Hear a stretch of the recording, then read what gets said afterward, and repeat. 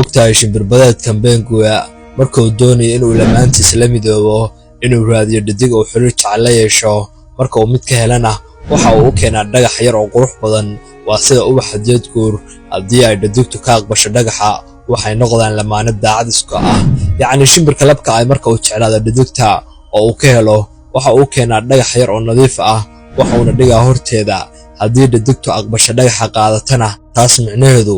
waxa weeye waan kaa helay waana ku diyaar ahay waa sida farantigelis ama ubaxa aad qoftaada siinayso waxayna shaqada qoyska u qabtaan si wada jir ah tusaale ahaan marka dhadigtu dhasho ukunta waxay raadsataa cunto halka kan labkaahi ama aabbaha qoysku dul fadhiista ukunta isaga oo ka difaacaya qabowga daran siinayana heerkul ku filan marka ay dhadigtu soo laabato iyadoo uu wado cunto ayuu labkuna doontaa markiisa cunto isagoo muddo isbuuc ahiba aan waxba cunin waana xayawaan badanaa daacad u ah lamaantiisa lana qaybsada nolosheeda oo dhan